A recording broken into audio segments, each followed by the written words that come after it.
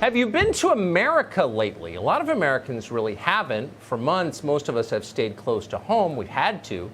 So the next time you get on a plane and visit a couple of American cities, you may be surprised, especially if you remember those cities well from before the pandemic. An awful lot has changed in a short time. Many stores and restaurants are closed. You expect that. Churches are locked on Sunday morning. That's weird. The streets seem empty except for the parks, which are full of the homeless. When you do see people, they tend to be wearing masks and they won't get close to you. It's a very strange experience. The country has changed a lot. The culture has changed a lot, and really not for the better. So the question is, how long will this last? How long do we have to endure this? When do we get our country back? When can we live like we used to live back in February? That question is too rarely asked, and in fact, asking it is actively discouraged. At first, you'll remember the authorities told us we could resume our lives when hospital admissions tapered off, when we flattened the curve. The curve stayed flat. In most places, it never bent. So we got a new benchmark for when we can get back to normal, when we get a vaccine. Everything will be fine once we can vaccinate against COVID-19. Many in authority told us that. They're still telling us that. The state of Virginia has announced that when a vaccine finally does arrive, it will be mandatory. Not all vaccines. Virginia will not require vaccines for hepatitis or HIV. They won't require a vaccine for meningitis either, despite the fact that meningitis kills a lot more, say, college students than coronavirus does. But once we get a corona vaccine, they're telling us, all will be well. But now they've changed that. It's not true anymore. According to a new announcement from the World Health Organization, a vaccine, even if we get one, will not be the end of all of this. It will never end. You can get your injection, they'll make you get it, but you'll still be under arrest. The World Health Organization says that finding a vaccine is not the goal. Reordering society is the goal. Quote, we cannot go back to the way things were. That's a direct quote from the leader of the World Health Organization, Dr. Tedros, who, by the way, is not really a doctor. Because COVID-19 is not a public health crisis, really, or even a mere virus. According to Tedros, COVID-19 is, in fact, and this may surprise you, COVID-19 is really about global warming. As he puts it, quote, the COVID-19 pandemic has given new impetus to the need to accelerate efforts to respond to climate change. I bet you didn't see that coming. Bill Gates did. He agrees with that wholeheartedly. Earlier this month, Gates posted an essay to his personal website, which you probably haven't seen, arguing that the lesson of the corona pandemic is that the rest of us will have to sacrifice even more to save the Earth from warming. Now, for people who are not billionaire global influencers, this is all pretty confusing. Quick, what does the coronavirus have to do with climate change? Well, for one thing, China caused both of them. That's the obvious link. But that is definitely not the point Dr. Tedros and Bill Gates are making. Both of them bow before China. They would never meaningfully criticize the Chinese government. So you can be assured that's not the connection they're drawing. No. For Dr. Tedros and Bill Gates, pandemic and climate change share a very different connection. Both are useful pretexts for mass social control. Both are essentially unsolvable crises they can harness to bypass democracy and force powerless populations to obey their commands. Now it makes sense. Ever wondered why our leaders consider the coronavirus a major public health crisis, but not, say, suicides and drug ODs? Well, this is why. When a 26-year-old mother in New Hampshire drops dead from fentanyl, Bill Gates and Dr. Tedros don't get more powerful. Her death is useless to them. So they don't care. If you actually wanted to improve people's lives, you would look at things very differently, and you would probably reach very different conclusions about the pandemic. In just a few weeks, a deadly virus spread from central China through Europe to every major city in the West. And as that happened, the World Health Organization did nothing to stop it and, in fact, spread disinformation as it was happening. Those are the facts. So what would a rational person conclude from those facts? Well, the first and most obvious lesson is globalization has risks. It has upsides, of course, cheaper plastic crap from China, but it also has risks. Pandemics spread very, very fast.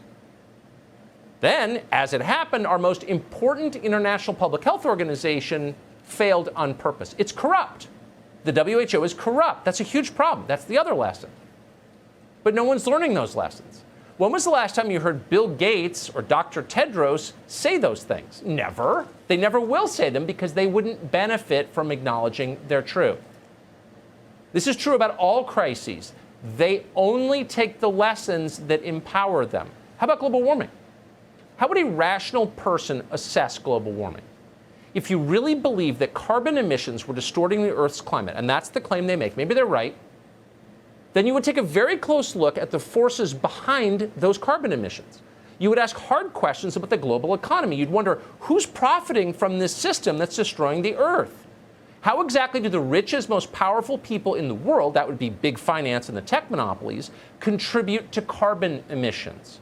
That would be the first question you would ask. That's the logical way to think about climate change.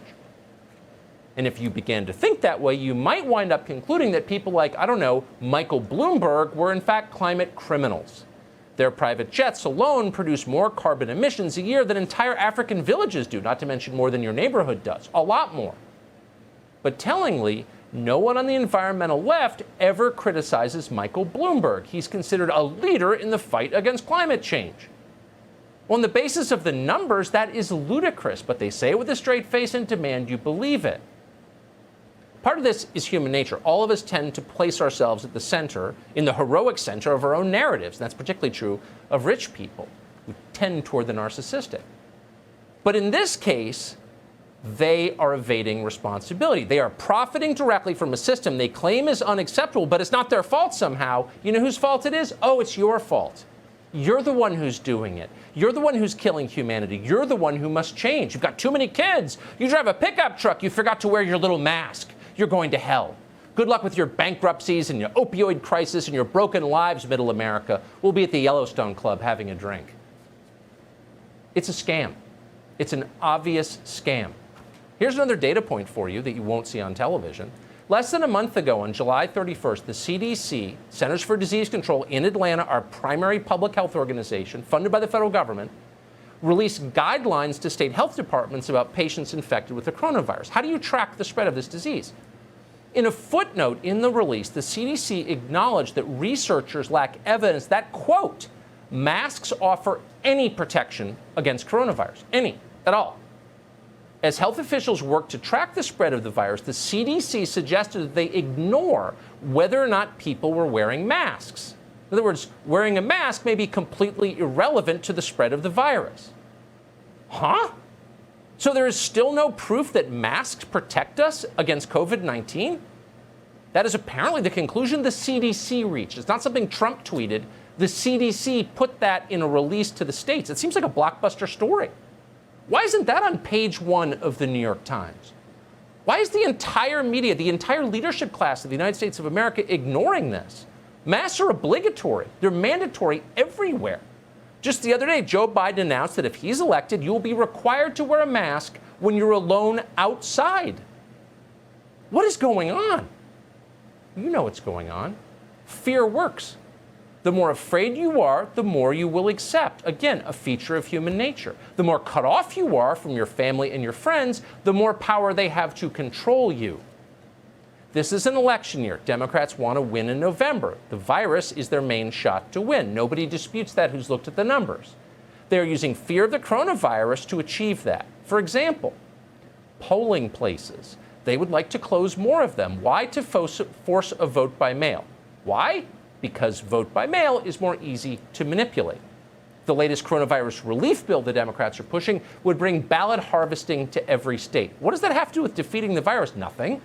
It's not science, it's politics. But here's the key thing to remember. All of us are assuming, and on the right, it is gospel. This will end if Joe Biden wins. On Inauguration Day, no more lockdowns. Yeah, don't bet on it. This isn't ending. The Wuhan pandemic has made our leadership class more powerful than they have ever been. Why would they relinquish that? The only politician in America who has ever given up power voluntarily is George Washington, and they're toppling his statues.